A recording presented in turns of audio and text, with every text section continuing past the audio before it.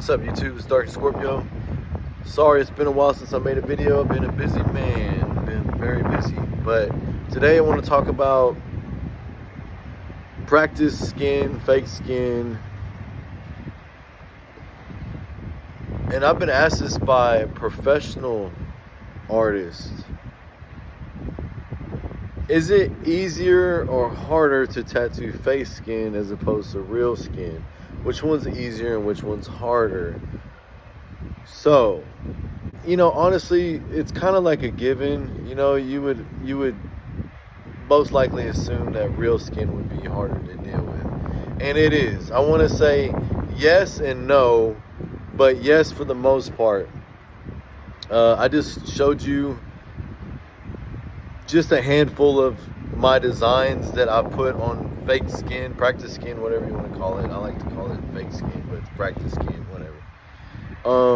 You can get it on Amazon, order it online. I like to get the thicker, more pink, flesh looking tone color of practice skin as opposed to the real white, thin layered ones. The real white ones are cheap and the stencils don't stay on too good. They're so white, you have to go back over the lines a lot. I don't know, I just had more problems with those. And the real thicker pink ones, you get like a 10 pack or something like that on Amazon. They tend to be more like real skin and easier to deal with.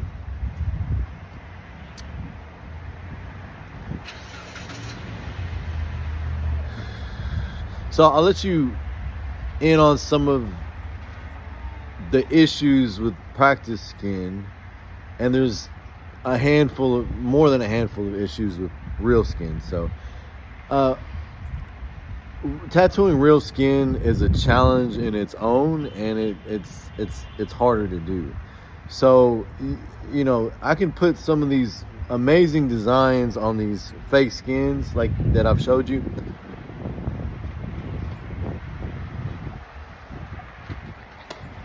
But to challenge yourself and put some of the same images on real people and real skin, there's the challenge right there. And I've done that. I've had clients that have liked my images on fake skin and have asked me if they could get it on them, and I've done that. One of the images that I showed you right there, the tiger, I actually did that on a girl's leg. She wanted that same image. She liked it so much. So I remember it being a lot easier on that practice skin, because on practice skin, if you mess up, you can kind of go back over the lines. On real skin, you have to worry about traumatizing the skin, going back over the same lines or some of the same areas when you're shading, and trying not to damage the skin or irritate it so much, because a client has to feel that. So that's one thing right off the bat. On fake skin, you don't have to worry about traumatizing it, or if you do something like a permanent blowout on real skin, that's a lot more challenging or a lot more harder to deal with than on fake skin. So another thing is, on the practice skin, it's usually a lot more flatter. It's flat laying on the arm stool, the armrest, and as opposed to tattooing somebody's ankle or leg, and the whole surface of what you're tattooing is round. It's not flat.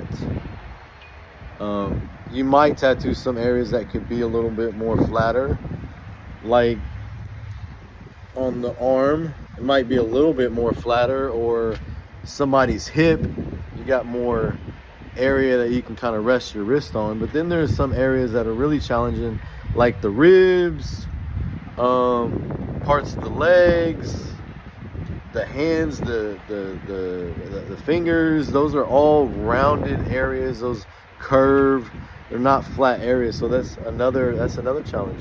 So definitely real skin is harder to tattoo than fake skin.